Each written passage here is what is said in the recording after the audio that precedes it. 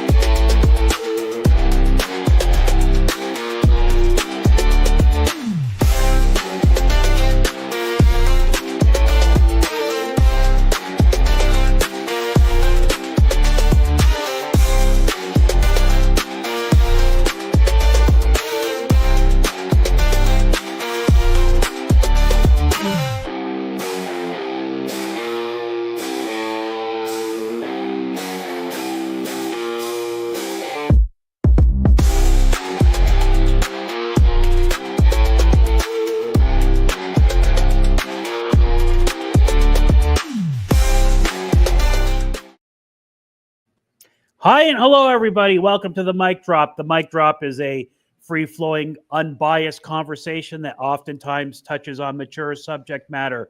Viewer discretion is advised. Thank you, Voltaire. Thank you, Voltaire. Glad to have you back. It's just me and Voltaire for our stream because this is our show. We'd love to have Sean on. We'd love to have another guest, but we want to get back in the groove, get things back to normal. Maybe we'll do some voicemails tonight, just me and you. And then I am going to contact CGH to see if he's available for next Friday for Blame Canada or Blame CGH. We're covering a hot topic right at the start. I really think, first of all, that you can't avoid politics anymore. We can avoid it to an extent, but you really can't avoid it anymore. And I want to talk about how well the world has changed. 2020, the world seems very different even from last year. We're only in March, but it seems very different to me. Lots of things going on. We're going to try to walk the line of not going too political. Things are happening. There's different things happening with the movie industry itself. And first off, I have a lot of friends that, even in the chat, that say two things. Boycotts are not real. They don't do anything. And the culture war is not real. And I would say things have changed. And people really do pick products even in entertainment based on political views. Whether you think they should or not, that's a different story. And the culture war is definitely real. And I hate the culture war, Voltaire.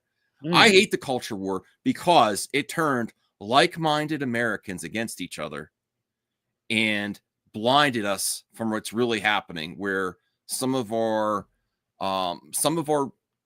safety nets with some of our, especially the people that need it the most, will remains to be seen what really happens. We'll have to wait and see. But Social Security, Medicare, stuff like that, some of these things that help school, food at schools, I'm for that type of thing. Once it gets to that point, or veterans that, when they start to suffering, I don't know. There's a lot of information out there. It's hard to know what's right or not, but that's really on my mind lately. I'm really feeling for people for sure. Lots of things are changing right now. Right. It is a different world right now. It is amazing in such a short time. Mm-hmm. It does feel completely different, and it's happening domestically and internationally. And I get why some people feel like they're on the precipice of something happening. You know what I mean? So it's very interesting. I just think, me personally, my point of view is this culture war has been blinding us from what the real problem is. We're not enough is done for the American people. That's what I feel like. Mm-hmm. I feel like not enough is easing the issue, the day-to-day issues. I'm not saying that rights taken away or a relevant subject. That's a very important subject for a lot of people. I'm just saying getting caught up in this stupid shit is blinding us, and we're not real. There's a lot that Republicans and Democrats might even agree on, Mm-hmm. There's a lot, and we're getting blinded by all this shit. And it's very frustrating. But I do want to get your response on that particular point. A lot of my friends say the culture war is not real and boycotts don't work. Boycotts and culture wars are impacting these companies' bottom lines, whether you think they should take a stance or not. I think it is. What's your thoughts there for one?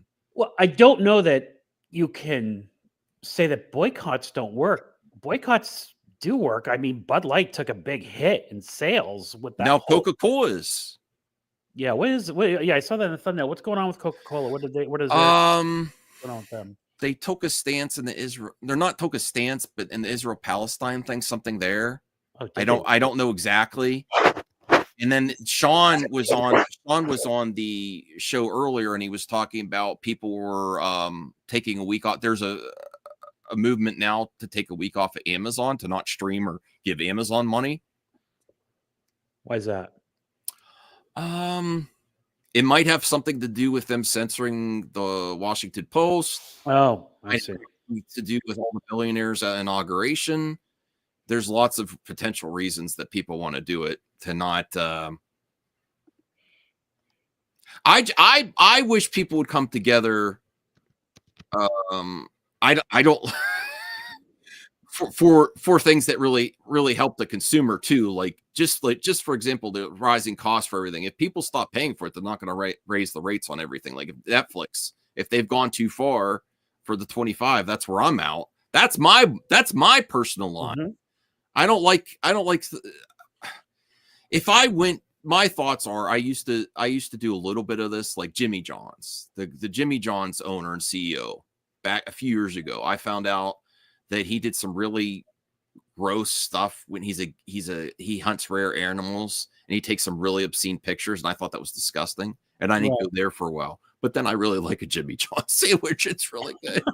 So I went back. I did that for like 6 months and I was like, forget it. It's not changing anything. Mm-hmm.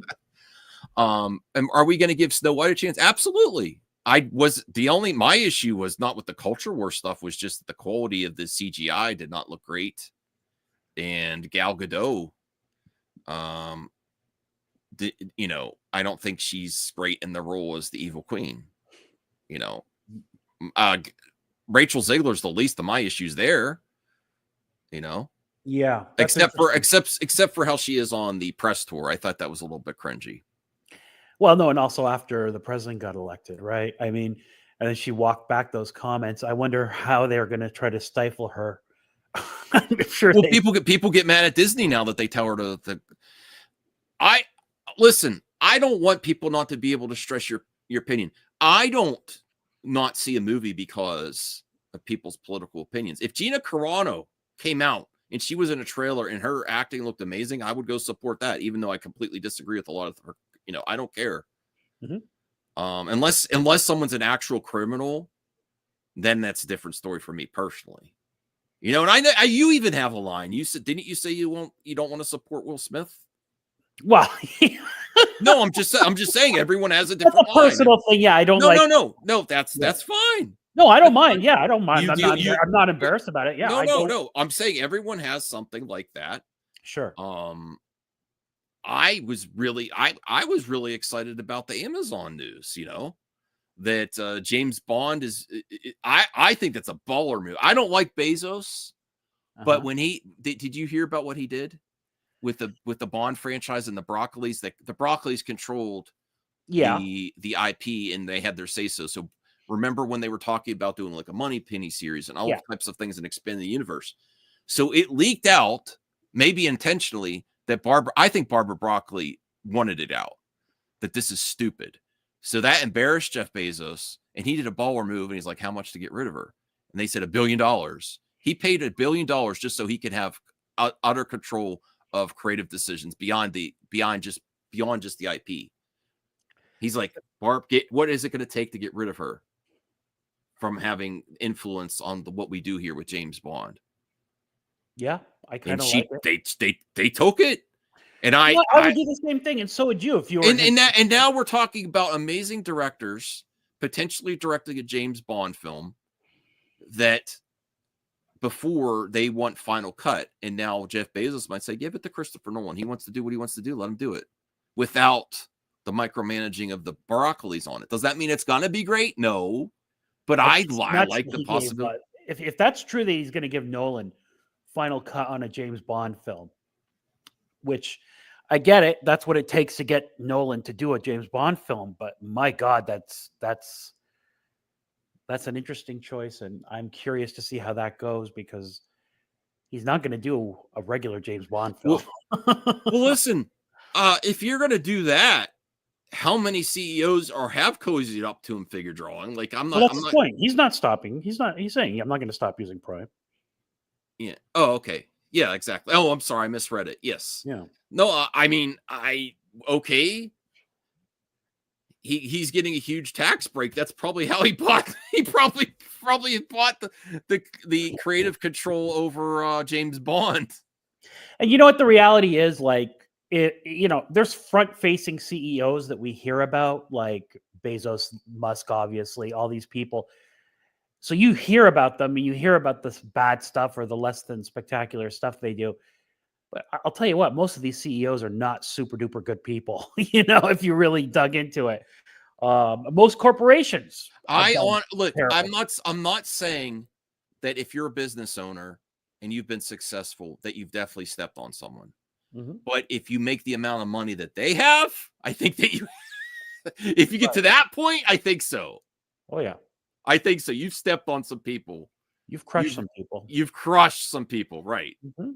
So if you get that much money, yes. Yeah. So Sean Hickman says Tesla stock is exactly. Oh my God, it's taken God, it's killing me. It's very bad. Oh, you have Tesla stock. Yeah. But I bought it very cheap, but still, Okay. it's not good. Well, look, people. Well, no, honestly, there's this. I mean, I don't want to.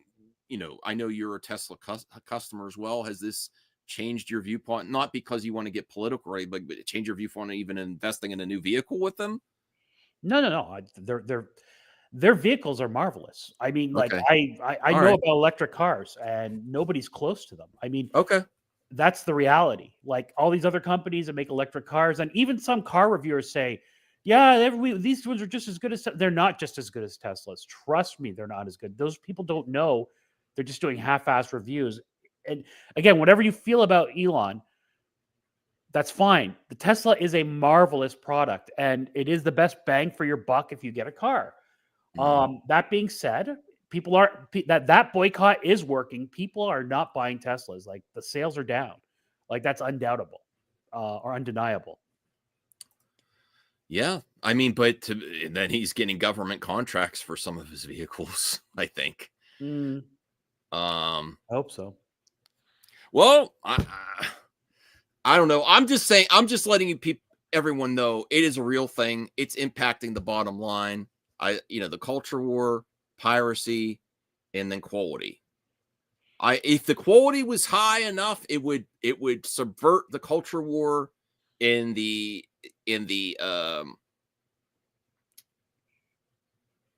my other point there. But there are some like you could cherry pick things on both sides. A woke movie that failed, a woke movie that does super well, Uh-huh. and the quality pushes past that other stuff. But if you have just a good product and not an amazing product, these other things are going to factor into you. The box office is doing decent right now, but it's all IP films and reboots and sequels, which I'm okay with. I'm fine with because I think they're the backbone of the industry. Really, they keep people employed. There's all this negativity about a sequel or something. I'm like, the consumers respond to that. Right. I'm gonna go support a sequel, a reboot, or a live action reimagining for a Disney movie. I will support all that. It supports younger generation. I'm supporting the Harry Potter. I don't agree with J.K. Rowling, but John Lithgow is going to be Dumbledore. Are you kidding me? He's a great actor. There's going to be all these young casts that might be one of the next best young actors, that might come from this new cast in the Harry Potter reboot. There's no way I'm not going to watch that.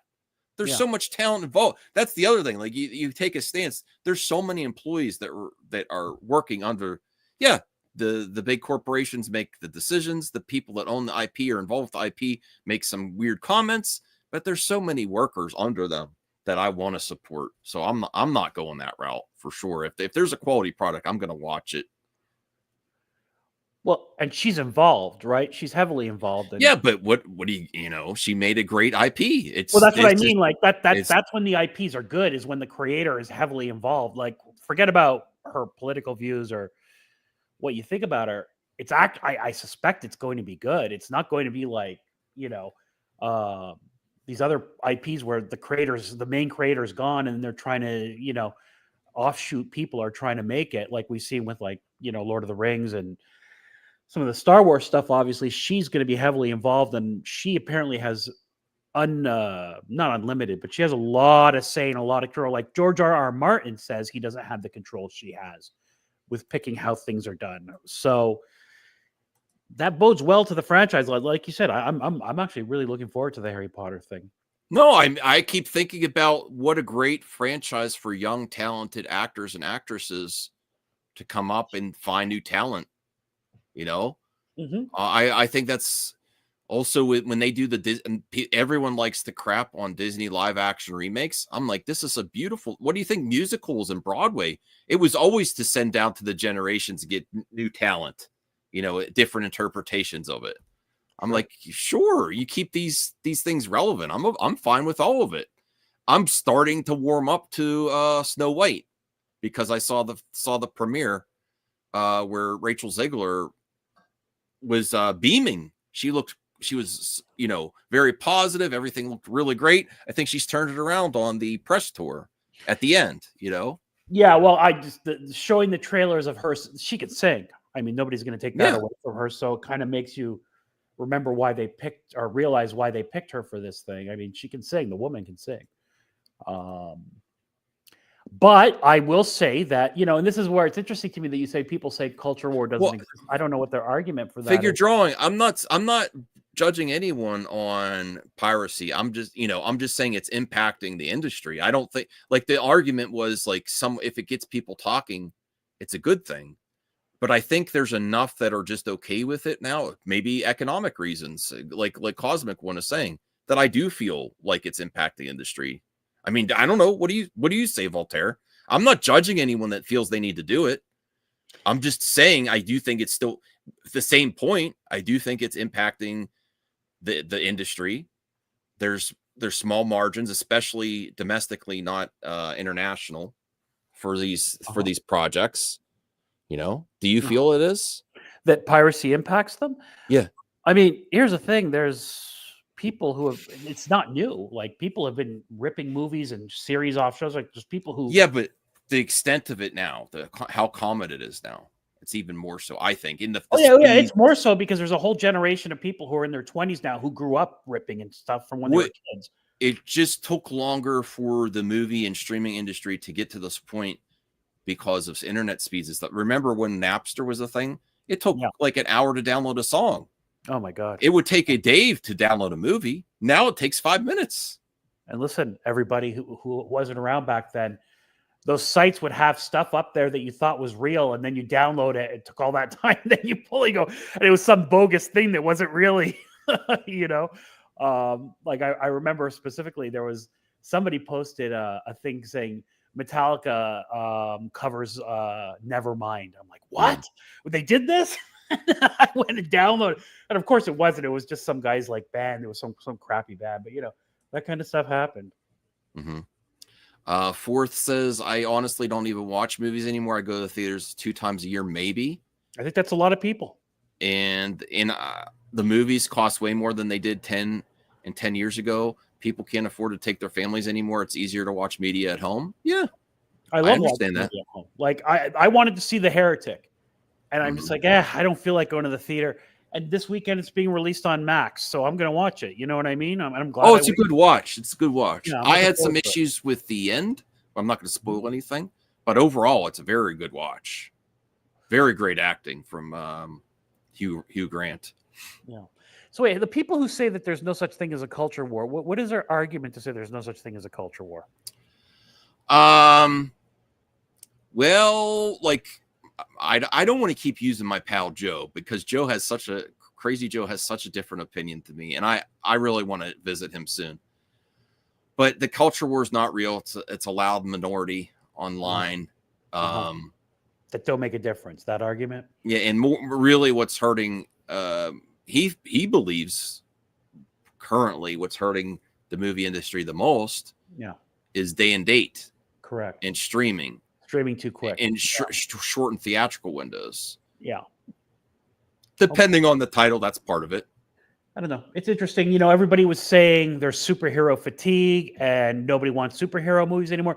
Then Guardians comes out, does, you know, 750 million. Deadpool Wolverine does, you know, over $1 billion, whatever, blew up the box office.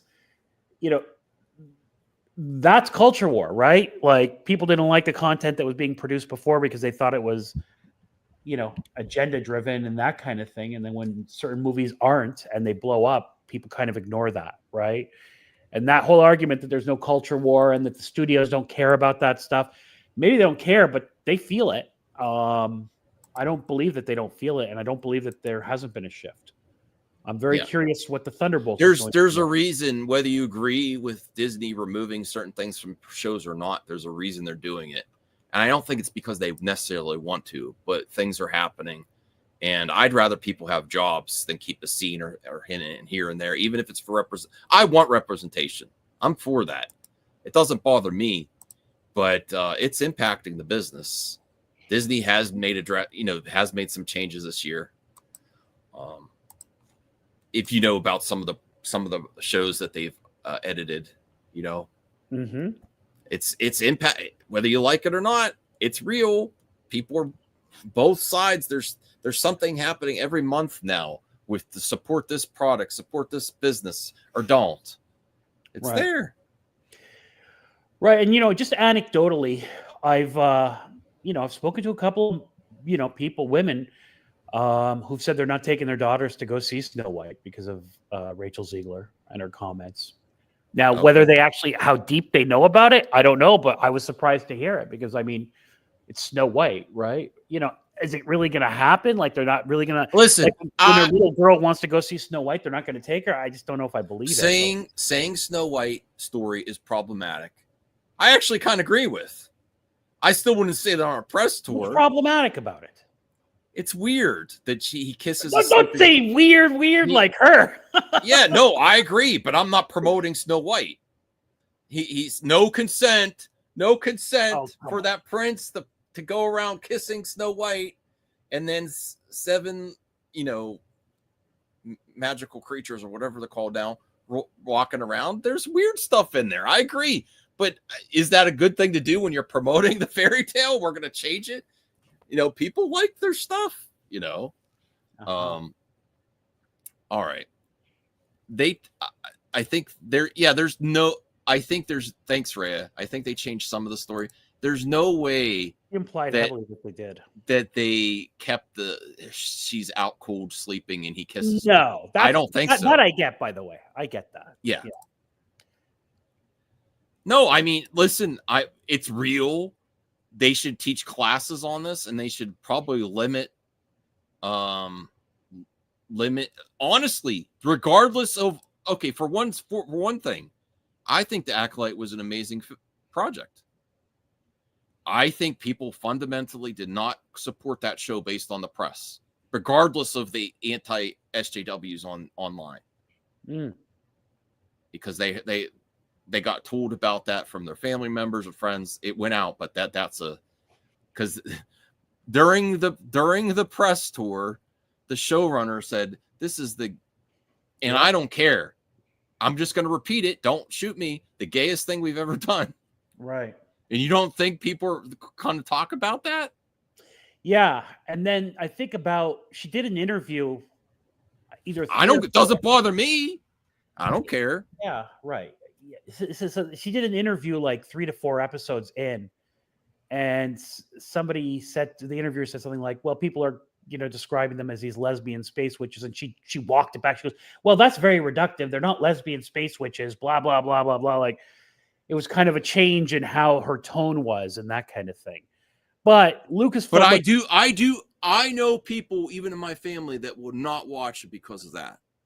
Is that right? Okay, there you go. Yeah, Because I know people who would, if they heard that, wouldn't watch yeah, it. Yeah, I yeah. just wonder how much that got out. You know, some of it's based on religious beliefs too. Mhm. I don't agree with that, but whatever. It is what it is. I can't help it. I support the show. I think it's one of the best things that done under Kathy Kennedy. I love The Acolyte. Right, and to be in denial and say it's a vocal minority, that there aren't a lot of parents out there. Okay, whether you think it's right or wrong, we're not I'm not commenting saying one we're way or not another. saying if we agree with that. But This is how if you're so naive to think that there's not the majority of parents in America who hear something like this is the gayest show ever and don't want to have their kids watch it, then you're tricking yourself, or you just really are spaced out and living in a bubble that you think everybody's like you. There's a lot of people out there who still think that that would be a red flag for them to take their kids to. Remember, there was a rumor that Elsa was going to be of a certain persuasion. You know what I mean? In one of the Frozen things. And I think she is. oh, I never watched the third one. Is she? I think that's where they came up with LGBT coded or something, where Oh, they kind of hint at it, but they never tell you. okay.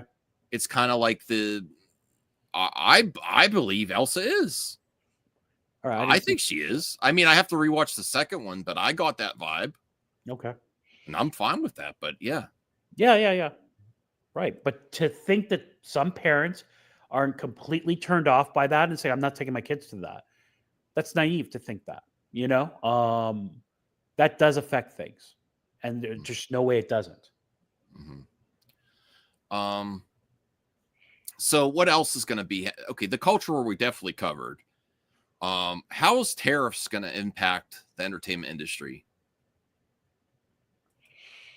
How's it gonna- Just with people's budgets. It's interesting. I don't know how they're gonna. Well, maybe for foreign filming, like in Canada and stuff. Well, no, there's a lot of productions that are filmed in Canada. Right? Yeah. No. I know. So I don't know if that's still going to happen. If these tariffs still continue, I don't know if this is just done for negotiating. I don't know at this point. It seems weird how much it's coming up now. It's way more than I thought it would be, and how it's going to impact the movie theater. I think mainly, besides location filming, is it's going to, like people in the chat said, I only have money to go to certain movies during the year. It's going to start to impact that people's expendable income. If it does increase the costs of groceries and gas and stuff like that, I totally see that. I could see what's the first thing that's going to happen? Voltaire, you're well off. You do good for yourself. If you had to cut back, what's the first thing you would cut back on? Probably movies, right? Movies at the theater. Sure. Entertainment is one of the first things that gets cut back on. Yeah, it should be anyway. Yeah, if we get to that point. Yeah, I mean, I'm curious to see how it affects. So the whole thing with tariffs, and again, every economic theory says tariffs don't work, right? I'm not an economic expert, but that has been standard economic theory. That strategic, just not blanket. I think we're getting a voicemail, maybe. Hopefully. Good. Everybody, leave your voicemails. Drunk Dial Hotline. So it's certain things do work. Like he did it the first time he was in, right? He did it with steel and stuff like that. And he did bring steel manufacturing back to America to some extent, right? Because he started putting tariffs on steel and aluminum and stuff like that. So it just became cheaper for people to do it here. So, I mean, this whole thing with what's going on with Canada and all that kind of thing, I don't know that it's going to have as big an impact as we think. And I do think that people are making a bigger deal about it than it really needs to be. But, I could be wrong. I don't know why this happens and then he says, well, wait a month. Again, that's what I don't understand. I don't know. It doesn't feel strategic. It feels random to me. Does it? Yeah, it doesn't feel. I don't think there's. I don't see I don't know what we're supposed to get from Canada and Mexico. I know we want the border more secure, but I don't know what Canada's supposed to do to make him happy. Well, they tariff us, right? So that is true. They do tariff us because Okay. tariffs are protectionist, right? Because we're much richer than Canada, and we make our GDP cripples them, it dwarfs them. So they do tariff stuff that goes in there already. So his logic is, well, I don't want them to tariff us anymore, and then once they stop doing that, if they don't stop doing that, we'll tariff them back, And when he says a month, I think that's him coding for this is a negotiation tactic. The problem is that he's such a polarizing figure that these people feel like they have to stand up and say, no, we're not going to back off and blah, blah, blah, and that kind of thing. So what is he going to get out of it? What does he want? I don't even, I know, I do also want to start. Listen, here, I'm going to go full screen for this. My best friend, growing up, that at the beginning of this pandemic said, I still have my text message on my phone. I cannot delete it. That said, we should meet up and hang out soon. Died of a fentanyl overdose. So yes, I do want this. I want this to go away too. But I don't think Canada is a huge, like less than 1%, and it is a big issue. And my heart goes out to anyone impacted. And I'm not here to shame people that have addictions. Okay. We all have, a lot of us have different addictions, mine's shopping. All right. But I really care about this issue too.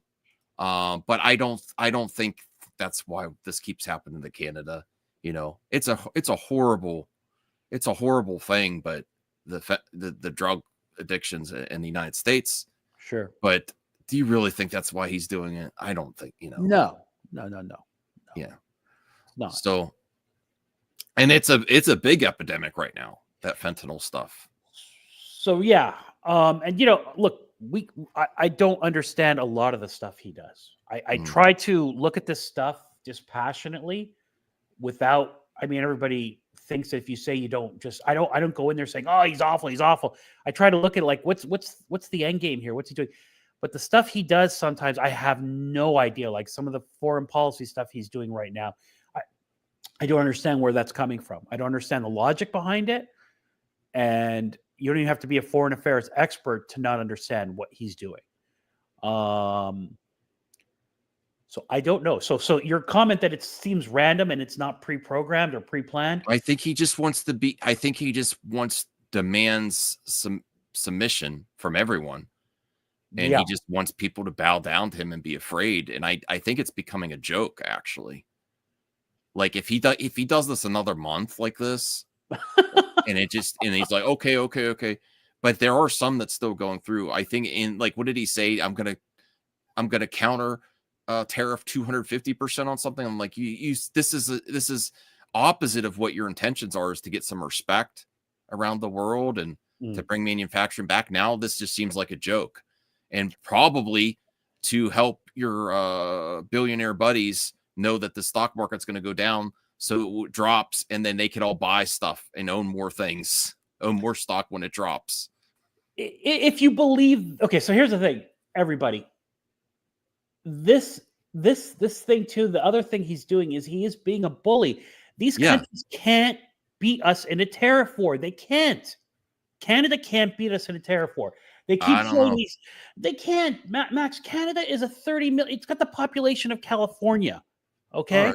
It doesn't have the money to do any kind of, like, people keep showing these videos. Oh, Canadians aren't buying American liquor and they're taking it off of the whatever.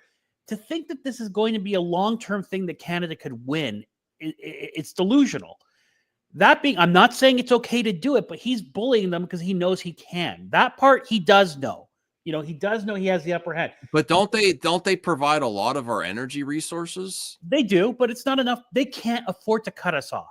That's the other thing. That's the other joke of this thing. No matter what they say, they can't afford to do it. I'm not saying it's a good thing to do. It will hurt us to some extent, but not to the level that it's going to crush the American economy. I mean, we're just too big to fail, type of thing. Across the world, we're too big to fail. At least that's what I think. I mean, maybe there's people who are going to say I'm wrong and they know more about it than I do, but I just don't believe that it's going to cause a harm. And some of the stuff that's people are clutching their pearls and they're worried about, I just don't buy it. It's just not going to happen. Mexico and Canada will crush them if anything. Well, I mean, I'm not happy with what's going on, but we'll see in 6 months if it's still the same story. Mm-hmm. If this continues like this every month, I'm going to counter tariff. It's going to get ridiculous. It's going to become a joke. Yeah, I do. And again, I'm not defending him. I do think that he doesn't know what he's doing some of this time. Like a lot of the time. Okay. Sometimes I think he just speaks. And because some of the stuff I've seen him do on stuff I have knowledge about, I don't get what he's doing. Well, honestly, okay, let's skew it back to how this is going to impact the movie industry and the entertainment industry. Yeah. So they can't, if something's imported from Canada, it's going to get tariffed. But I don't think that would stop a production from filming in Canada. Unless they consider the film actually being an import because it was partly if he actually tariffs or does something like if you take a business. I think that would be another level though. I would imagine that's not possible. Oh, part of this movie was filmed in Canada. It's an import. Yeah. I don't know that he's going to go that far. No. But I don't think there's anything stopping Hollywood from filming there, which a lot of productions, it does help a lot. There's a lot of workers that work on projects up there. And honestly, they're not subject. I don't think they're subject to the SAG-AFTRA rules too if they film in Canada. I don't know. Maybe I'm wrong on that one. Yeah, wasn't that a thing about people filming in the UK during the UK? But I'm not sure about Canada. Right. So, I think productions will still go up there. My main thing is streaming movies. Just like people in the chat said, you're obviously here if you're a movie fan. If we can't be gatekeepers and say, oh, you're only a movie fan if you see so many movies in the theater. There's people that see it at their own pace, have their own, but they're still really supporting the industry, still really support movies. Maybe wait till VOD, maybe wait till the streaming service. That is still any way that you support the industry. There you go. But I do think it's going to stop. That's the first thing that would stop in my household is I would take my VHS tapes over going to the theater if I had to pick one. I have a lot of joy, and that's something I keep. I could get 20 movies for one movie at the theater. Right? Yeah, it's just like if things would have to get so Americans spend money on entertainment. Americans like to go out. People like to go out. Mm-hmm. It would have to get really bad for the movie theater system to completely collapse. Quite honestly. Well, for one thing, I think that. Even if you are a movie fan, you will ration your tickets. You will probably see half as many movies. Right. That means the big IP films, the Marvel, the sequels, the reboots. And that is what for one thing, James Cameron and Michael Bay had a meeting. Michael Bay was complaining to James Cameron this week, Voltaire, that it's hard to get anything greenlit in Hollywood anymore. Now, they're not talking about big IP stuff. That's easy to get greenlit. They're talking about like new projects, anything new. And then Perp went on a rant. You didn't support Michael Bay's ambulance movie.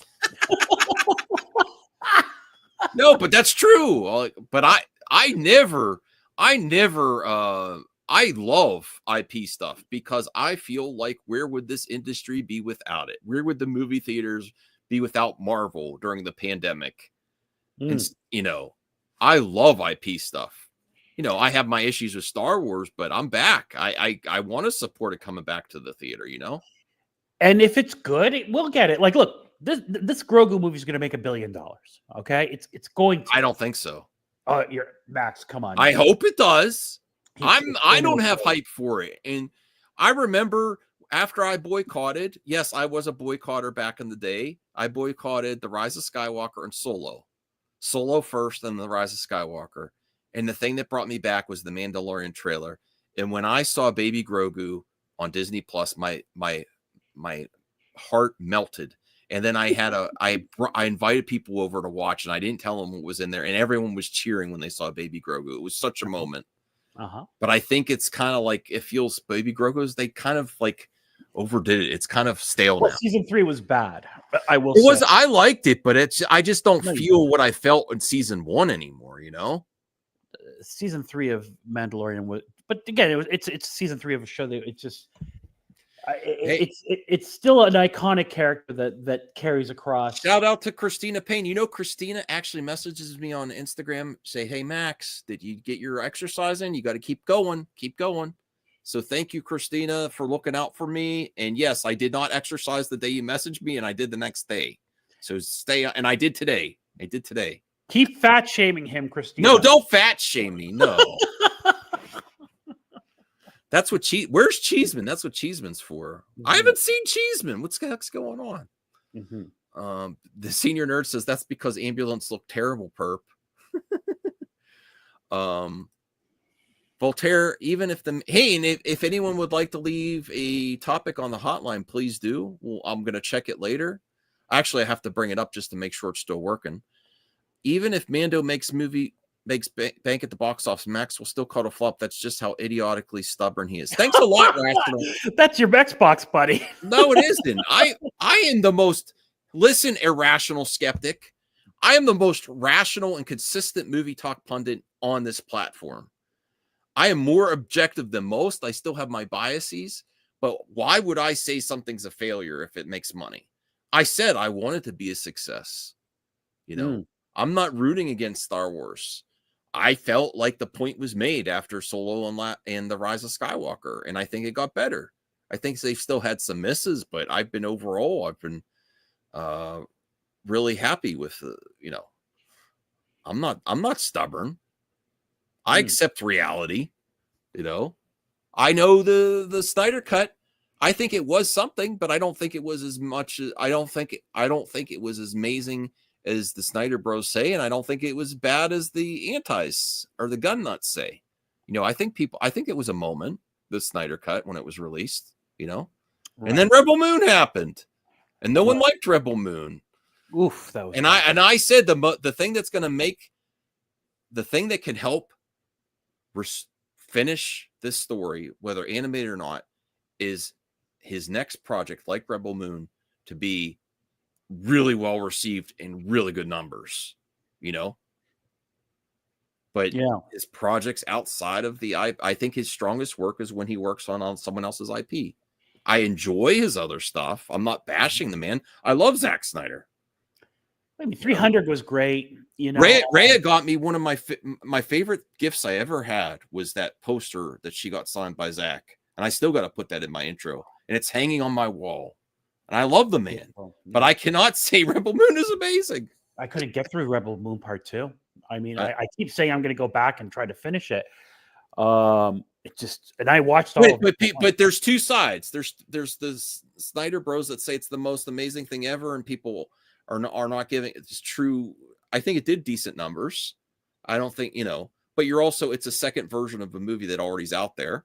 So it had that working against it. And I think it was a moment, and everyone was really positive when it first came out. Really positive, but then the gun nuts say it was nothing. No one cared. A small minority online enjoyed it. No, Rhea, I do want to go back and finish them. I do. Yeah, likewise. I watched the first one. The first one I thought was okay. I just shout out to CJH. Voltaire, tell CJH we're gonna have him back for the Blame CJH and Blame Canada segment. Hopefully next Friday, CJH. So prepare. I want you prepared for next Friday if you're available. Yeah, mentally prepare yourself, CJH. CJH blocked me briefly because he thought I was anti-Canadian.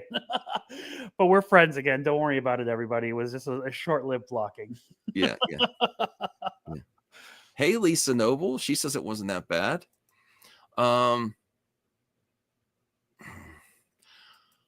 Are you kidding me? Figure drawing. Did you see the have pick your fighter TikTok this week? Oh God! And everybody.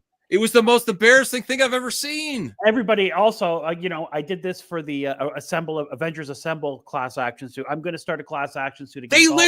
Here's the now I will get political. Now I will get political. Figure drawing. The week that James Carville, one of the Democratic strategists, says Democrats roll over and play dead and let the Republicans dig themselves a big hole. Don't do nothing. And then they do pick your fighter. That's one of the top Democratic strategists say, and then they're going to act like they're fighting for you. It's a joke. Oof. They're not. What are they doing? They're doing TikTok videos. Oh God. I'm disappointed in all politicians right now. Does that appeal to people? Am I just I like? mean, I guess there could be. I could guess there could be a commentary that all advertising is good advertising, but not in the politics. The only one that I've been impressed with is Bernie. I think Bernie's doing a good job right now. He's consistent, right? Yeah, he knows what he's talking. He has plans, and he sticks to his guns, and I respect that. Yeah. Okay. Well, so I feel like people are going to see less movies and cut down on streaming. I already have, and I'm happier for cutting down streaming. I'm planning to do the churn thing because, well, for one thing, let's do this real quick before we get to this article. Do you think here's my point of view with a lot of the industries right now. Okay. I think that products like video games, action figures, movies, music, they've basically given up on trying to get new customers. And they're just, I think the strategy for all these companies is to milk more out of your cash cow customers. I think that's the strategy. And they just keep raising prices because they can. Now, I debated Perp a little bit with this with the Netflix. He thinks the cost is justified. I think they just keep doing it because they can, and not a lot. There's a small burn rate where people do, undo their subscriptions. But a lot of it, I'll be real. A lot of years I had Netflix. There's a lot of months I didn't even watch it. I was just a loyal customer. I just had my card on there. People forget their cards on there. But I feel like that is the strategy for companies now. They're no longer trying to get new customers. They're just trying to milk their existing cash cows. And that's why I pulled the plug, and I am going to only resubscribe. For example, I'm thinking about Disney Plus. I've never had so much great deals sent to my email. Come back, Max. Come back, Max. We'll give you a fourth of the price for 6 months. And I said, if they could do that, then they didn't have to raise the price for their existing customers. I am so sick of loyal customers being nickeled and dimed to death. Yeah. And this is an old strategy in when there was cable companies too. It's the exact same bullshit. It's the exact same BS. When cable companies, when you would say, I'm canceling, then you would get all the good deals. They will not do it before you cancel. Right. It's ridiculous. Cable companies are a little more insidious because it's less competition. So here's the thing, okay? I get your point, and you're right. They're trying to milk their customers, but let's remember, we are American. They don't have to do it. This is a capitalist society. Yes. So Netflix raised their prices. They did the password sharing ban thing, and they didn't lose business, right? So that was the test for it, right? So they should. I'm not. I don't want prices to go higher. Everybody, please don't misinterpret this. That being said, I believe in the free market. And if people are going to pay for it, people are going to pay for it. You charge as much. I say people, if you really had enough of all these prices, for now, my rule in 2025 is if you keep the same price, I'm saying subscribe. If you raise the price, I'm bouncing, and I'll do the churn. I will do Disney Plus for a few months. I will cancel once my deal is done, and I'll go to something else. Yeah. Unless I get extreme value for the subscription, like AMC A-List raised their prices, but when I had that, I saw a lot of movies, and that was a great deal. Or Game Pass. Game Pass I'm keeping because, you know what? I enjoy current gen consoles, but I haven't bought a new game in forever. Part of that is Rational sends me a game every once in a while, or there's a new game that I really want to play, and it's on Game Pass, and that's why I get so upset with people bashing Xbox. Game Pass, PlayStation Plus does it too, but Game Pass is an amazing value for the consumer, and that I will not cancel that. You know, because I've played, like, for instance, you could go play Indiana Jones right now for the month for like $15 or $20 a month, and you can play all these like 50 other games for the month. That is such a better value than I get out of Netflix. Netflix, I haven't watched things in a long time. Is Game Pass only $15 a month? I think they might have raised it to 20. I don't play as I gotta play what I want to play, CJH. Be like a normal person, just down. So I will admit that I have the hookup to watch a few movies, but I'm going to pay. I want to support the industry, so I am going to get the Abe's. I think the best value right now for the consumer, if you're really in entertainment, is AMC A-List and Game Pass is my favorite services. That those, even though they raise the price, I think for me personally, it's justified. All these other streamers could kick rocks. Netflix, I was basically just subscribed to Netflix because I've been loyal. I was there since the beginning. I was getting 5 DVDs in the mail at the same time. I'm done. I'm done with it. I was like that with Max, actually, because HBO, if everybody remembers, other than Netflix, right? Netflix was already a streaming service, but of the cable company services, Max was the first one to break off of the cable providers and do their own streaming service, and then everybody did it, right? So for I had subscribed to HBO and stuck with the subscription for so long, and then I cut it, and then they had that $2.99 a month thing. And I just watch it on the Brave browser, so it skips the commercials for me. It's actually a very good value that way, obviously. But that's and I used the money for my Tape Hunter series. We had a challenge. It was a lot of fun. I should do that again for next month. My $25 Netflix. I really am getting to the point where I do need to limit how much I buy. I should limit myself to $25 a month. I should bring back a budget for Tape Hunters. Although I will say this, no offense to the people out there, but Tape Hunters is actually, besides the live streams and the support with the memberships and super chats, Tape Hunters video wise makes the most money for me on videos content. It's getting consistent views. I just need to work on an intro and bring up the production a little bit even more.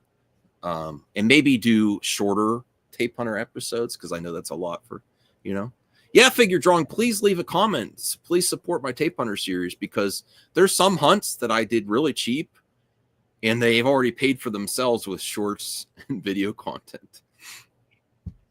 Okay, so let's get to this. I was really excited about this. People are still upset with Bezos, but I will say this.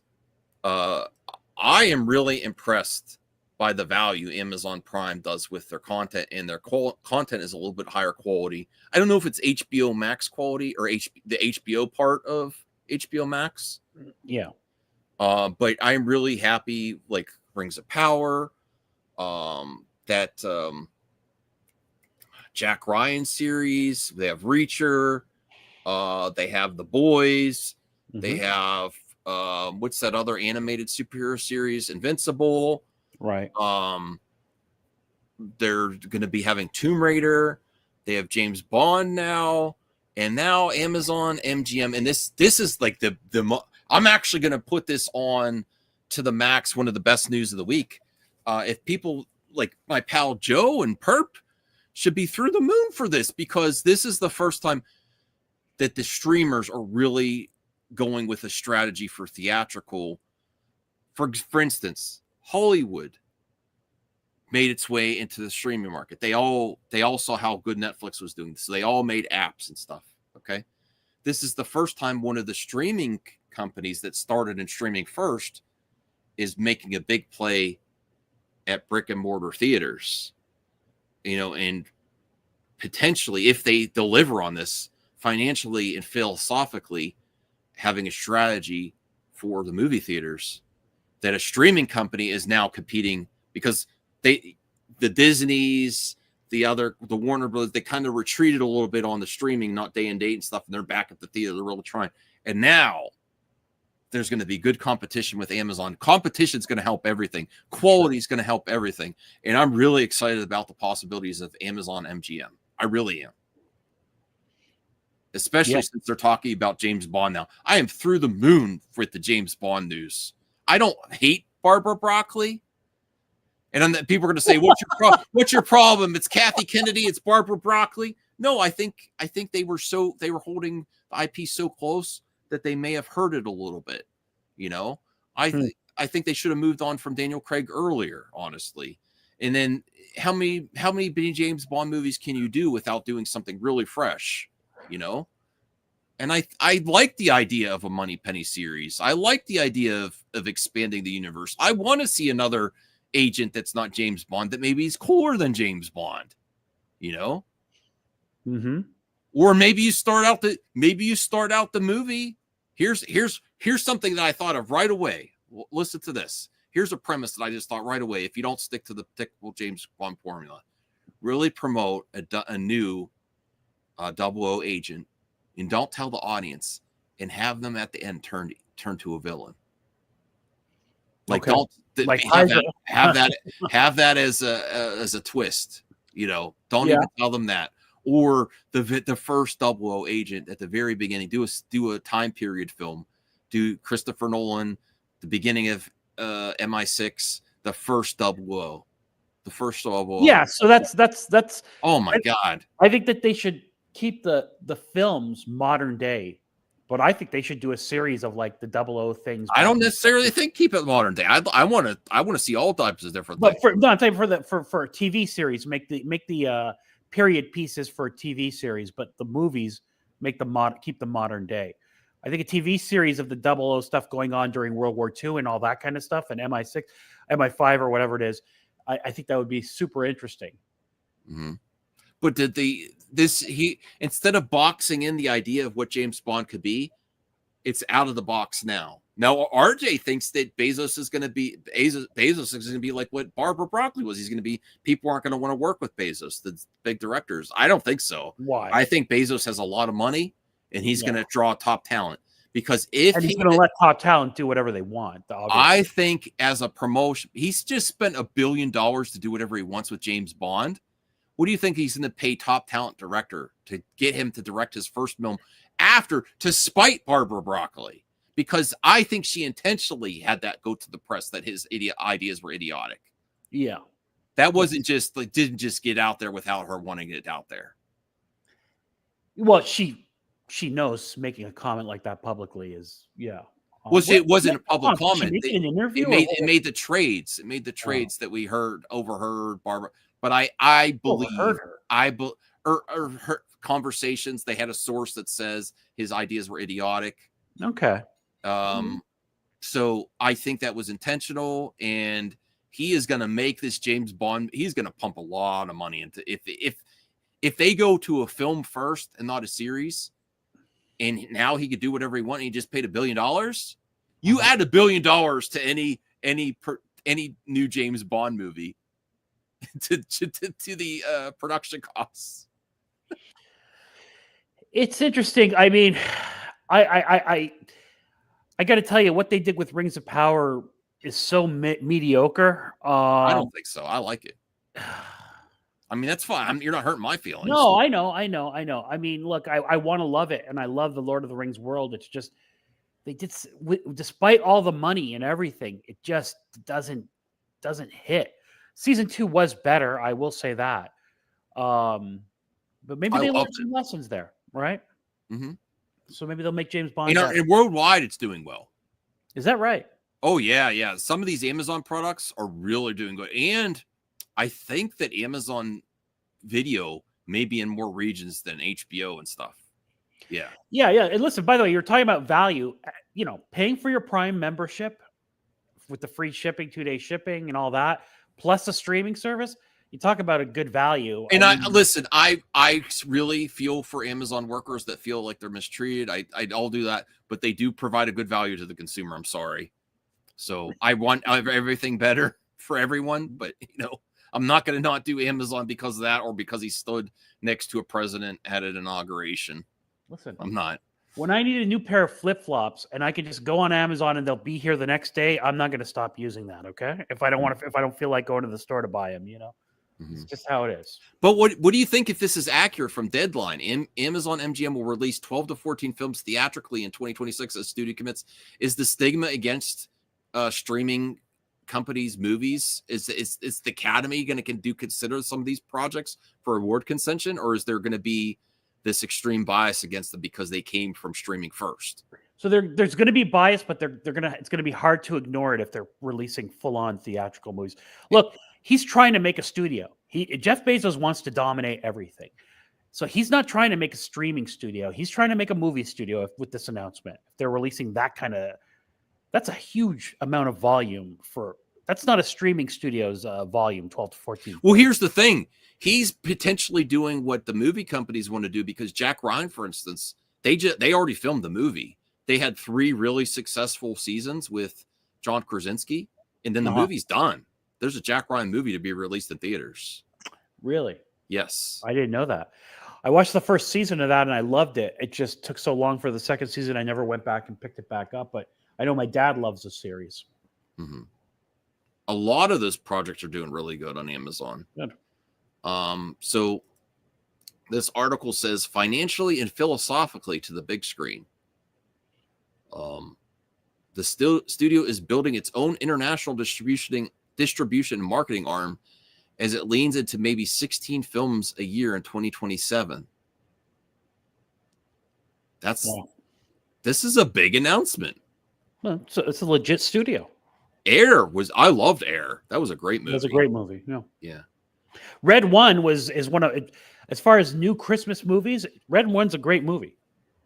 Was The Beekeeper Amazon too? I don't know. So. Okay.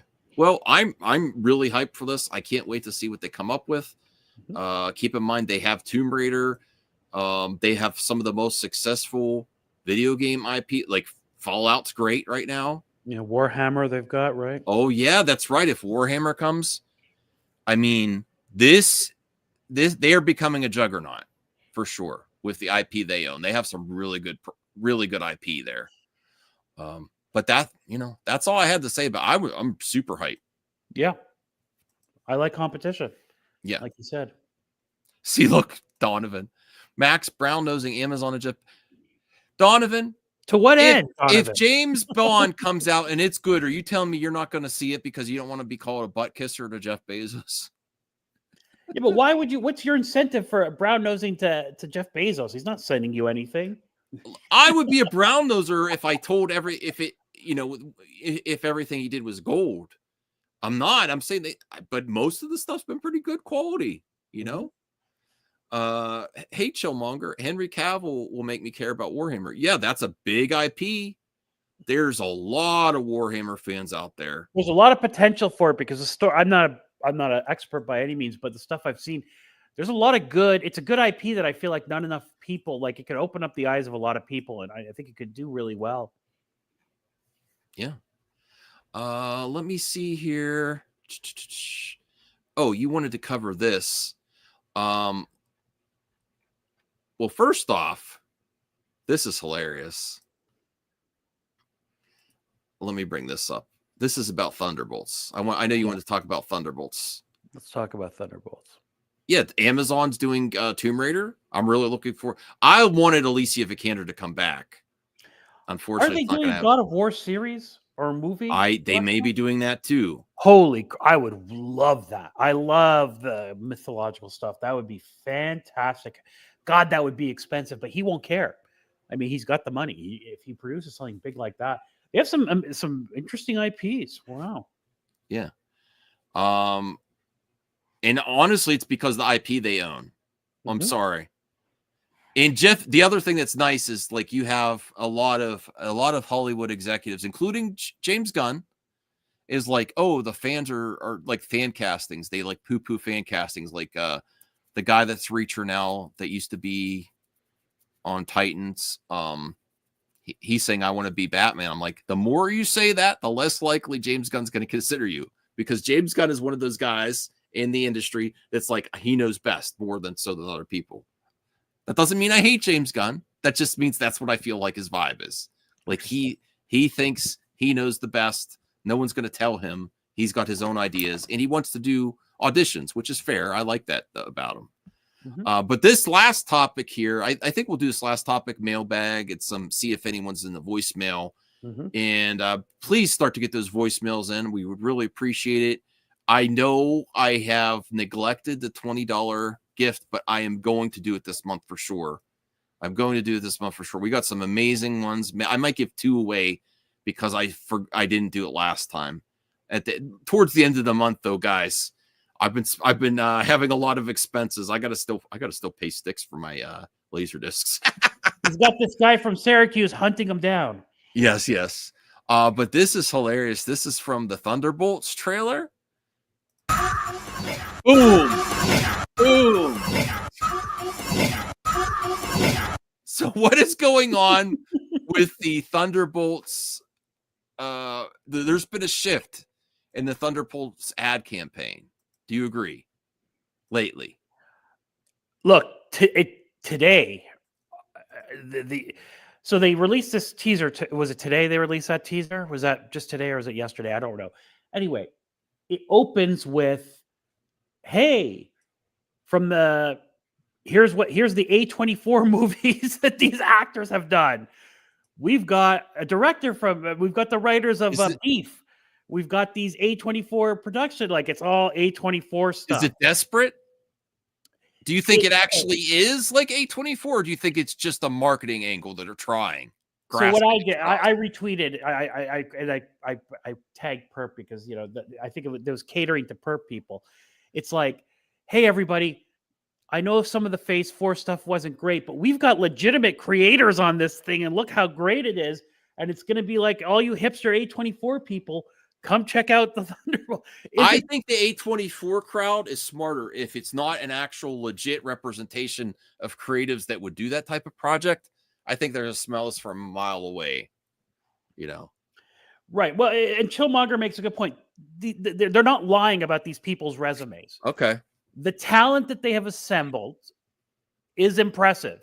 Like, I watched Beef on Netflix. It was a very interesting show. It was like very well written and everything like that.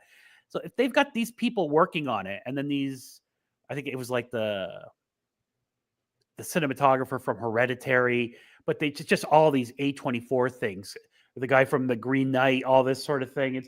It was funny it was very obvious what they were trying to do, and so to call it desperate is an interesting choice. No, I'm not saying it is. I'm saying but I can see how some people would see it that way. This is where a lot of times what I do on here is I want to be a better movie talk pundit, so I ask questions to get people talking. This is exact type of response I want from people from Chillmonger. It's not just marketing. It's not misleading if it's truly people's resumes. That's the kind of thing that makes content better for me. So I'm just asking questions. I'm saying, I'm examining all angles of this. It is marketing.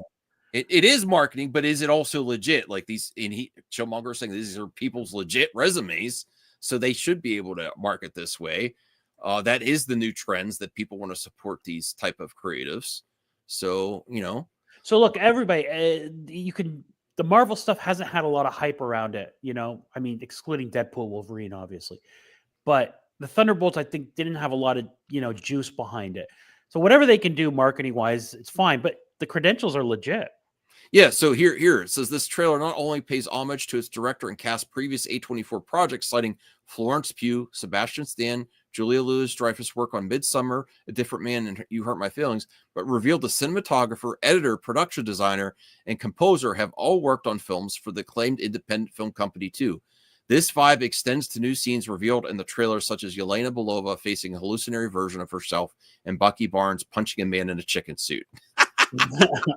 So let's be real. A24 and Neon, these companies are kicking Hollywood's butt right now with their success. So it is definitely a pool to draw from. They are making movies a lot cheaper, a lot more innovative, and they are winning Academy Awards. Look at Enola, which I just started watching, and I thought the most amazing thing might have been that sequence that you see all over on X where she's doing a striptease, but it's not. It's her acting that she did. She deserves the Oscar. I haven't finished the movie, but her acting is really good. I forget the Sounds like actress' you name. loved it. You couldn't finish the movie, but No, I just because I went to sleep. That's all. okay. Yeah, no, but her acting is amazing in that movie. And it's the story's really interesting. And they're just mopping the floor, and it feels fresh. The freshness of A24 and Neon. I want to watch more A24 and Neon projects, honestly. Yeah. So okay. Yeah. So I like Florence Pugh. She's a big She's a big actress. She's very good. But God, her Russian accent is cringe, man. To me, I thought so too. Ugh, it's awful. I love Florence Pugh, but she's also a little bit political. Not too much, but Is that right? Okay. I think she gets a pass though. She doesn't get commented on too much though. Mm-hmm. What's sus, CGH? Certainly that scene that's promoted everywhere got my attention, and I was like, "What is this?" And then also that it's being award contention. No, also, I think he's implying, oh, you were watching the movie and then you got to the strip scene. No. Something happened and then you passed out. No. Actually, to be fair, that scene is like 30 or 40 minutes in, and that is when I stopped watching them. But it was shortly after that, but not for the reasons you're thinking. It's just because I was tired, and I was like, oh, I looked at how much left is there was still like an hour and a half. Yeah, that can make you tired sometimes. No. There was still an hour and a half left, and I was like, oh, I'm not going to make it through this movie. Shut up, CJH. Yes. Look, I went to sleep. I did nothing else after that, And yeah, exactly. You went to sleep. You didn't know. The upcoming A24 Friday the 13th show. Okay, that looks cool. That'll be cool. Mm-hmm. Patrick Quill. Hey, Patrick. A24 has been sold. Yeah, Blumhouse, A24, and Neon are wiping the floor with Hollywood. Their percentage of profits compared to what Hollywood's doing with these is insane. Mm-hmm. Yeah. Well, it's the studio's got a brand to it that people now say, oh, it's an A24 movie, I'm going to go see it. So they've developed that. That's not easy. Yeah. All right, let me see if there's any voicemail. And did there anything else that you wanted to talk about? Any news? Yeah, so I put in the private chat another article in there. Okay. The one where A24 did a snarky tweet, or I think it was a response. Okay. Yeah, I mean it wasn't much, but it's clear that they were being snarky about the whole thing. All right, cool. All right, let me see. Remove this. Yeah, A24's all right. A24's like, we're whopping the floor with you, I would think. That's really telling if Disney has to promote that they're using A24 talent. God, and it's all over that trailer. Yeah. It's all over it, everybody. Go watch it. The trailer is really good, or the teaser, whatever you want to call it. It's a good trailer. Okay, A24 response to Marvel Thunderbolts trailer parody. A24 then retweeted a post containing images from new Thunderbolts trailer on their official X Twitter account using an image from HBO's Euphoria to react to the surprise marketing trick. The image features Maddie Perez, Alex Demi, viral catchphrase from season 2. Wait, is this effing play about us?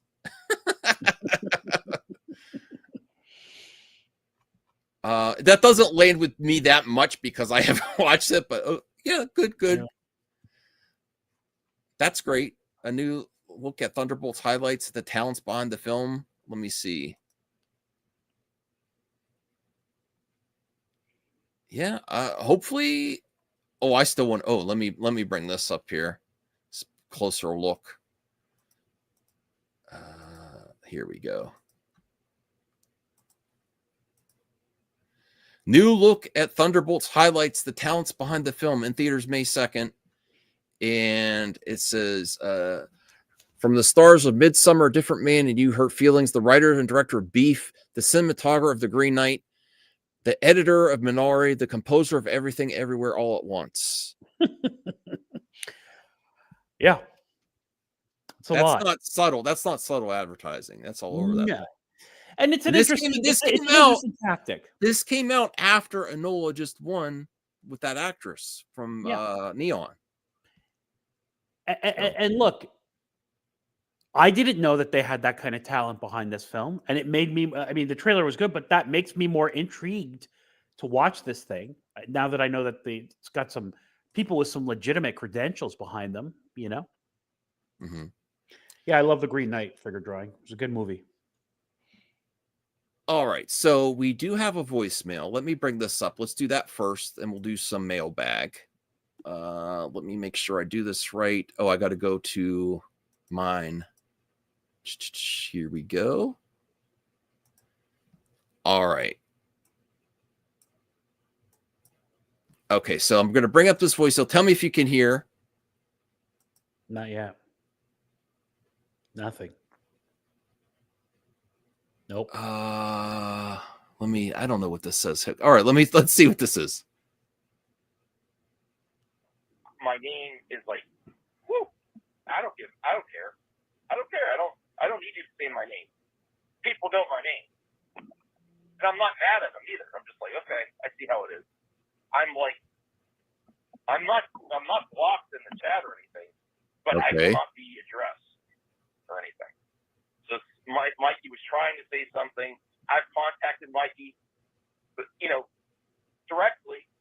I have no idea what this is. Even when I have contacted Phil directly, I think the reason Phil might be angry with me this time is one of my last two tours is he got to see any better than.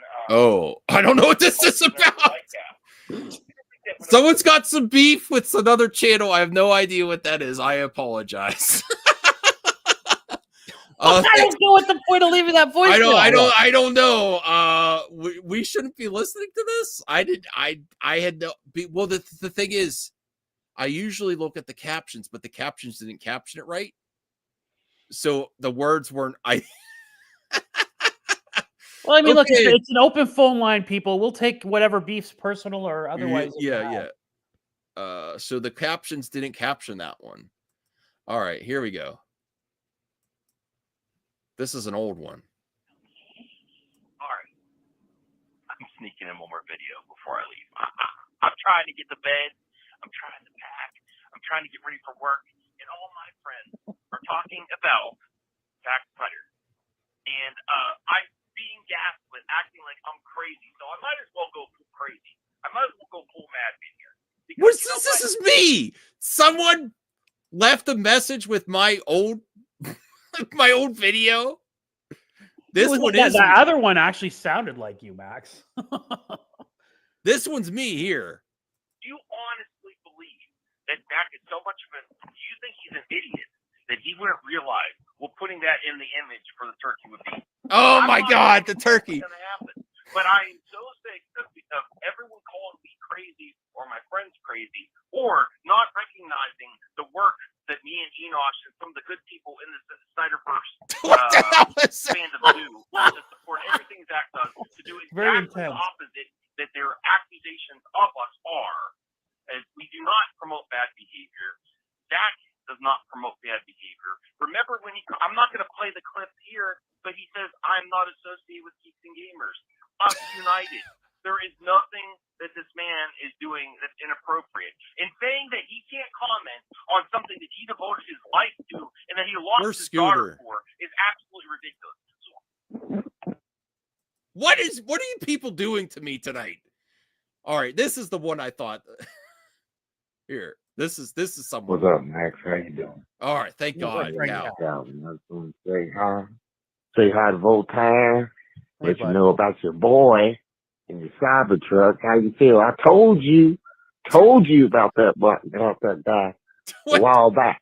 But anyway, Max, I wanted to tell you, man, I was watching that Captain America 4 trailer, and there's a scene where Cap flies down. He flies down. And if you pause that real quick and you zoom in, you will see that Mackey's eyes are cross-eyed through the visor. And that whole thing, it threw me out. It took me out of it. It looks weird. It makes me think that this whole entire movie is going to suck because of that one scene, that 2-second scene that I freeze framed and seeing his eyes through that. I knew right then this movie was terrible. I just want to know your thoughts. I already know it.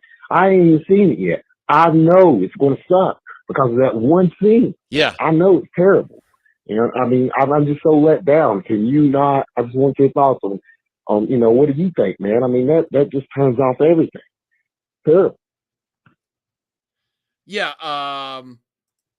So Mackie going cross-eyed is the least of Captain America 4's problems. But I think Cal left that for me after I was complaining about Corn Sweat promo, where he's like, you know. Yeah. Good show, Cal. Cal still takes the cake for one of the. Where is Cal? I miss Cal. I don't know. I got to reach out to him. I got to reach out to him on the blue skies. But thank you, voicemail participants. Please send us more. I will have to announce the cash giveaway again to get people motivated next time. Okay, so let's just field a few mailbag questions. We'll call it a night. Thank you, Voltaire, for hanging out with me tonight. I'm not planning on going super political. I think I got it out of my system about how it's impacted industry. So I appreciate you working with me on that one. All right, let me see. Bring up the mailbag. I think CGH was wrecking havoc in the mailbag too. He was a little bit upset with me, I think, earlier. So we'll have to see. All right, let me bring this up. My damn wireless mouse sucks. Maybe I need to change the battery. Okay. So the CJH Entertainment says, so many mailbags, not enough exclusive video or mask videos. Also, Talati had the idea of changing the Doctor Who mask to Iron Man mask, but the mask was promised to 100% of the fans who voted. He wants me to bring back the mask. It's hard to do. I mean, I might do a video in it. It was hard to do a live stream again in the mask now that I'm used to not wearing it. Yeah. So, and the reason that I stopped wearing it was when I do meetups and stuff and go to conventions. It was really awkward for me. I just wasn't feeling it. Mm-hmm. And it just, I have other priorities now, like especially tape hunters. What am I going to do? Walk around tape hunters with a mask too? I'll miss all the good tapes. They might not like you, a guy in a mask in their store either, but you know. Hey, Donovan, we let you around here. I like you, man. But these are paying customers, and I appreciate every single comment they leave in the mailbag. It's only 99 cents. You could do it too if you want. You know, we love the mailbag. We love anyone that participates in these shows. Mm-hmm. It takes a little bit of extra out of their time to leave a comment, leave a post. And yeah, anyone else that is a member, I want to announce a third member of the month. So get your comments in. Figure drawing, you're a member. You could leave some comments in there too.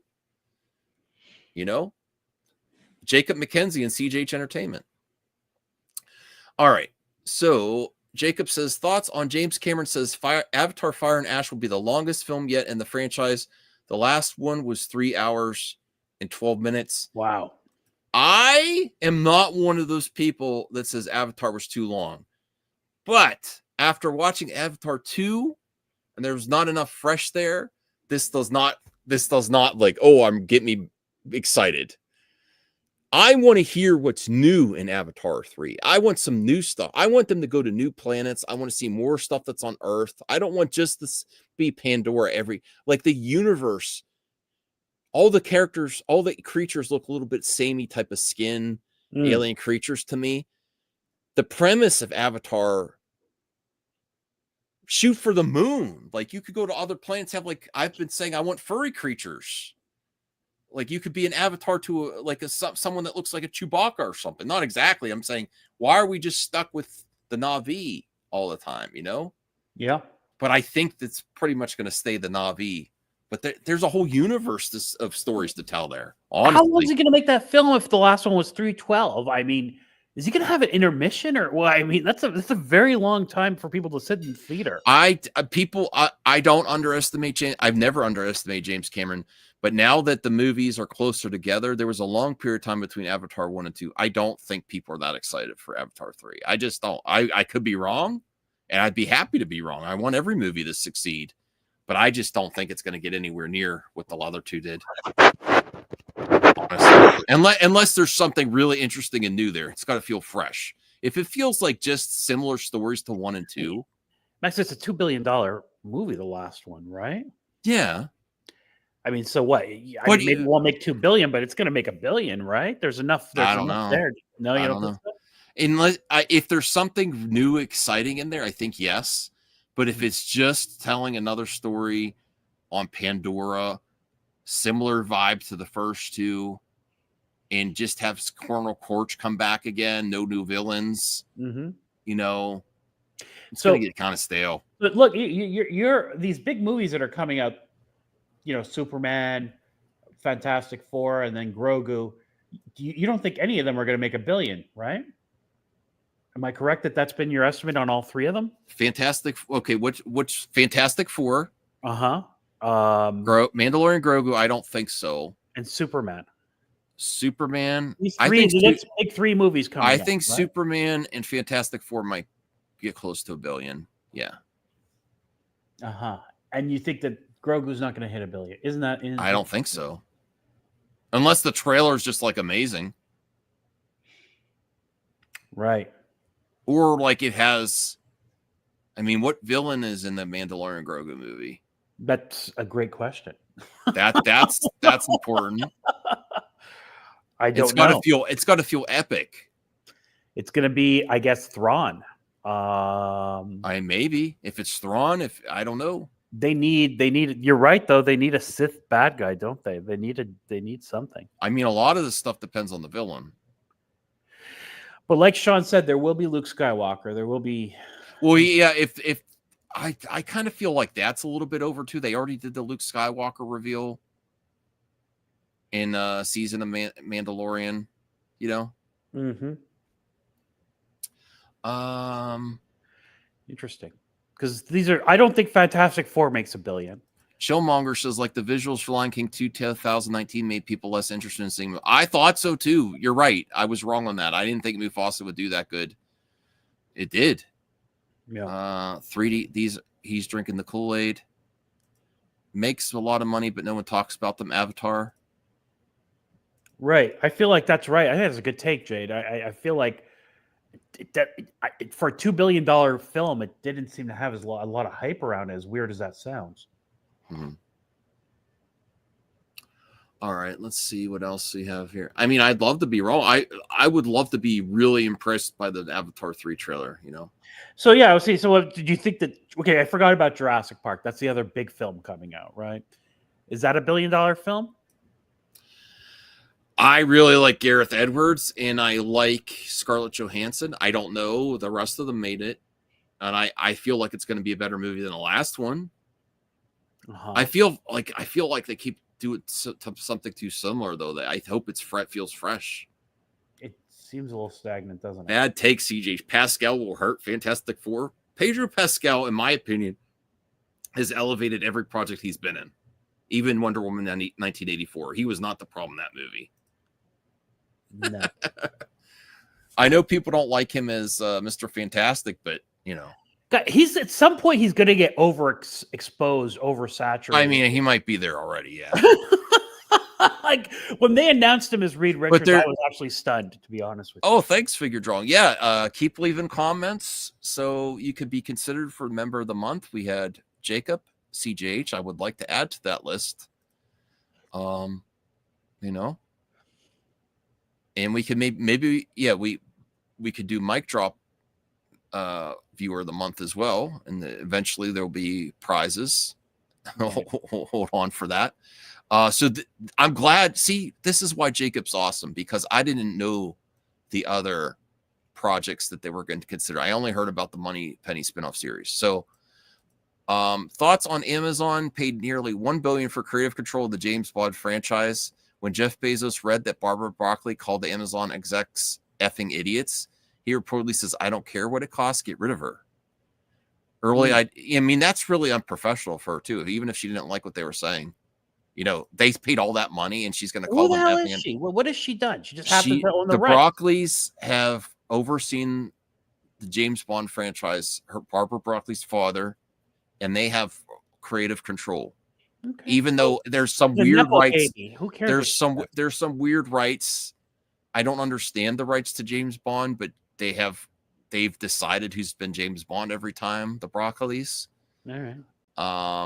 And I think that's a baller move. Yeah. And then right away he goes, you know, we're talking about amazing directors, you know. Early ideas Amazon pitched. Let's see if any Money Penny spin-off series. I still would be okay with that. Meh. A series on CIA agent Felix Leiter. That sounds brilliant for a TV series. Sure. Possibly a project with a female 007. Yeah, that won't do well. I don't know why you would do that with just not a different 00, honestly. Correct. I mean, you could do that, but you know instantly that people are going to, even if you don't think, this is again where I say the culture war. Correct. Okay. Even if you don't have an issue with it, if you're selling this to the general audiences, why? Why make her 007? Why make a culture war issue just to do it? You can do it, and I will still give it a shot. You know, this is where I've always stood on these things. Gender swaps, race swaps. I'm not one that says it's about time. I'm not like super excited, but I don't like, it doesn't ruin my day either. I'm just like, okay, let me see what they got, you know? Let's see the execution. So the problem with these things is, look, James Bond was a character who's created, and he was described, and he's James Bond. If you want to make her a female, if you want to show a series with other 00 agents who are female, of course there are. That would be interesting. I mean, you can make a 007 that's female, but instantly you're going to have you're going to have a lot more weight on your shoulders. Yeah, just don't do it.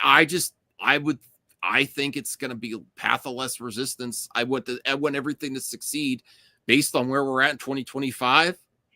I'm not opposed to this. I would still watch it. I just don't think it's worth the effort for all the headache that it causes when you could create a really cool other character that's a 00 agent that's a female. Right. Instead of female 007. Although if they're not saying, to be fair though, let me alter that. They're not saying a female James Bond. They're saying a female 007, like someone else could take over the thing. Take the number 007. No. Just that's slightly different. You see, why invite that? Why invite that? You know what I mean? It's like I was on board when Halle Berry was in Die Another Day, and they were going to do a spinoff of her until they got rid of Pierce Brosnan. You know? Yeah. I was so on board for that.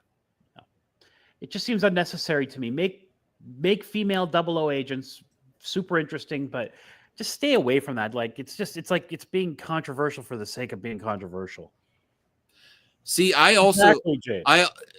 Max, thoughts on Netflix's plan to spend $18 billion on content in 2025? We're not anywhere near a ceiling. F you, Netflix. They're bragging about spending money and that they're not even close to spend where they're going to top, and then they're charging more for consumers. F you, Netflix. No, that's my response to that. Like, you're just bragging about how much money you're wasting, and you're like, oh, we could do even more, you know? And then you're rationalizing increasing the cost for consumers that are hurting right now. F you. That's why I stopped. They just can keep doing it when they can. They're obviously not, it's not all quality content. They're just spending, you know? So that's where I checked out. Let me refresh this to see if we can get figure drawings comments. We'll do a few more. Come on now, figure drawing. She won't be a Agent 069. I think that would be too much. Mm-hmm. I have a feeling somebody's already made a porn film like that. I would bet. I'm sure it exists. Somebody Rule 34 that. Absolutely. All right, awesome. Figure drawing. See, we get more people. Jade, if you would be so kind, if you want to add a question or comment too, I'd love to hear from you as well, because we are going to be announcing a new member of the month this month. Our export is Hemsworth. We're putting a tariff on Hemsworths. They're very lovable guys. I mean, it's hard to. Yeah, I think we like them. All right, Max, have you seen the Terminator anime? I think it's on the. Oh no, I saw that, but I didn't watch it. I think I asked in part because of the sick game you showed recently. I didn't know there was a Terminator anime. Yeah, I out. forgot it. I forgot about it. I definitely want to check that out for sure. Thoughts on Justin Lin's is set to direct. Hang on, that's one of my things with Netflix. They are not good at advertising what's new on their platform. They've never been good at that. Sorry, go ahead. No, their anime stuff, especially, they really don't promote that. People just watch it.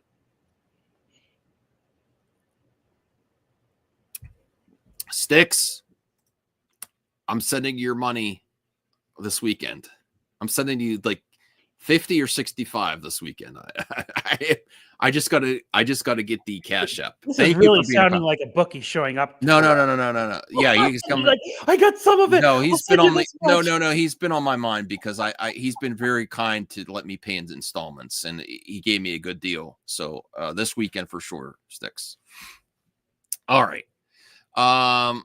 Thoughts on Justin Lin is set to direct Berserker for Netflix. The story is described as brutally epic saga that follows a half-mortal, half-god who's wandered the earth for centuries, cursed and compelled to violence.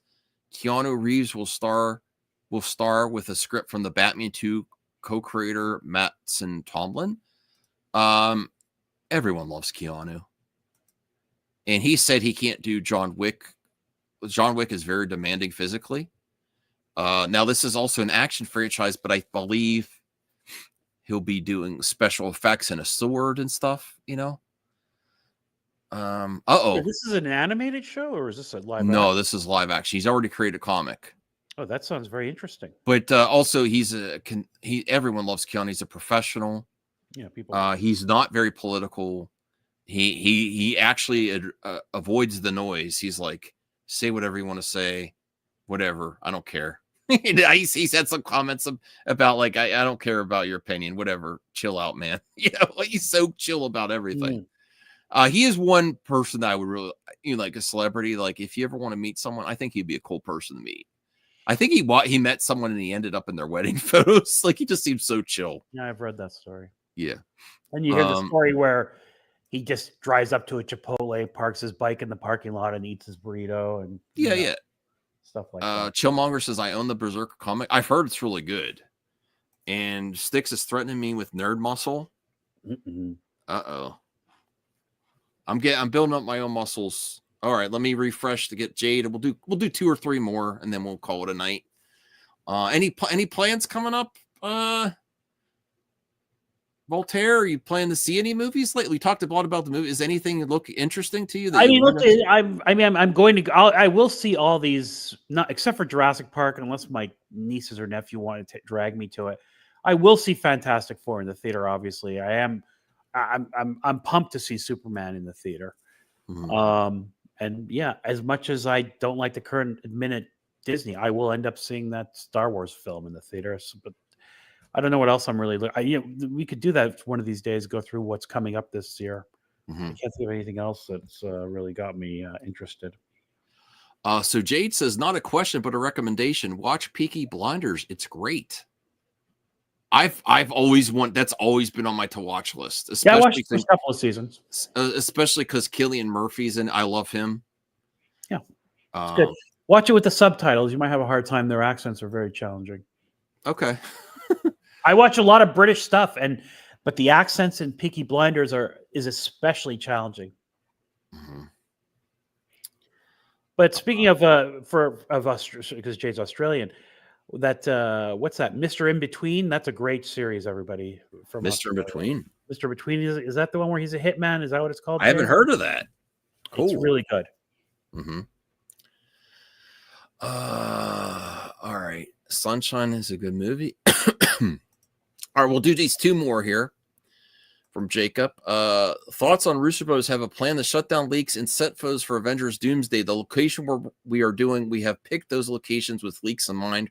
We're pretty good about shutting that down. It's a little late. There's been plenty of leaks already. Well, there is a scenario, however, highly unlikely that was an intentionally and false stuff that's not going to be in the movie.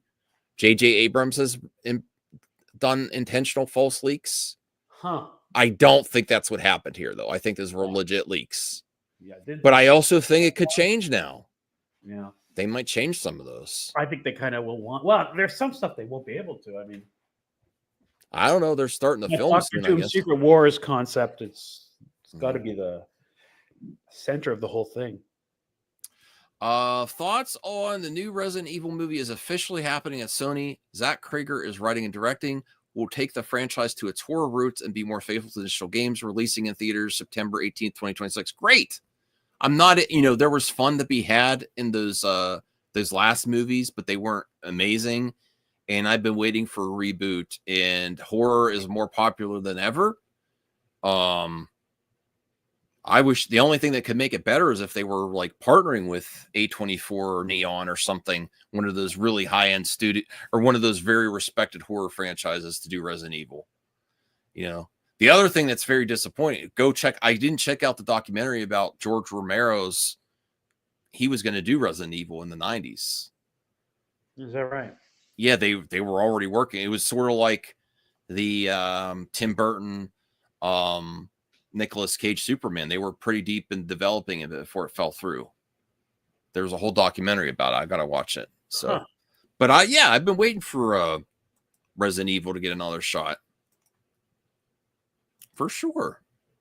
Are you planning to see Daredevil? I've watched. Okay, well, let's talk a little about Daredevil. I didn't watch any of it yet.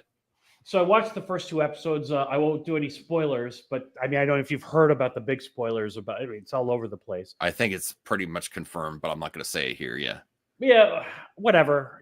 Spoiler alert, everybody. It's talked about all over the place. So we knew about these big contract disputes with Foggy and Karen, right? Mm-hmm. They weren't going to be in the series originally. Then they brought them back and they got rid of them immediately. Which I don't think was a bad way to do it. Like, well, don't tell me how, because I'm gonna tell you how, but no, don't tell me how, because I still got to watch it. But the spoiler, the spoiler's already. He did give you the warning, chat. Yeah, I mean, it's out there. It's out there. I pretty much thought that was going to happen. Yeah, but it's interesting because they had a contract dispute with these people, and then they brought them anyway. So I will say this: it has the stuff you love so far. It has the stuff you loved about the Netflix series. If you love the Netflix series, it's in there, like some of the stuff. So they make a thing about D'Onofrio losing weight. Like the first scene of him, this is not a spoiler. He's eating an egg omelet. Mm-hmm. What I mean.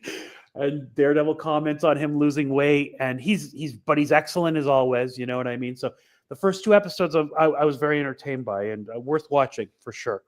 And they're hour long, like 40-minute long episodes. These aren't. Oh, really? Okay. Yeah, like sometimes you watch these Marvel shows, it's like half an hour, and it's like, oh, it's over already. And it's like, what did I wait a whole week to watch a half hour? Like I felt that way sometimes with The Mandalorian, for example. So far so good. First two episodes I thought were good. The dialogue, some of the dialogue's cheesy, man, but whatever. Still well worth. It's so far like of Marvel shows, I have such low expectations because so many of them have not been great. This one seems like it's on the point. So check it out. Worth your watch. If you want to let the episodes build up, I certainly don't blame anyone if they want to do that. But I mean, I was thinking I'm really tired now. If I was more awake after the show, I'm pretty much going to go to bed. If I was more awake, I would probably subscribe to Disney Plus and watch it tonight. But since I'm just going to go to bed anyway, I'll wait and think about it. I'll sleep on it because they have, like I said, I canceled Disney Plus. So they're sending me $3 for Disney and Hulu and ESPN for 4 to 6 months. $3 for Disney and ESPN and Hulu is worth it. Yeah. Right. There's enough content on there to get your money's worth, certainly for that. Watch it on the Brave browser so you don't have to watch the commercials. It's pretty good. Yeah. So I'm thinking about it, but I'm honestly too tired tonight to watch it. So I'll wait till tomorrow. This is a good time to wrap it up. Please keep in mind, Rational, you also could leave questions or comments so you could be a member of the month. So far, Figure Drawing and Jade have entered the competition for Member of the Month in the mailbag. I really appreciate it. We'll be back hopefully next Friday. And that's when the Blame CGH segment will return. But you better bring it, CGH. Come on, pump him up, Voltaire. Tell CGH he's better bring it. It's that fire going, CGH. We know you have it. We'll let you talk on this channel. Like I see you on Perp, and Perp just bullies you. We'll actually let you have talk. a platform. But we wanted to get back to basics a little bit on the mic drop tonight. We're open to having guests, but it was great to just hear a lot from Voltaire tonight, and have a good weekend, everyone. We'll see you soon. Well, Voltaire will probably be next Friday, but because he's a busy man as well. And stay positive, enjoy some entertainment. It'll make you feel better. And if you want to end the show, Voltaire. Good night and good luck, everyone.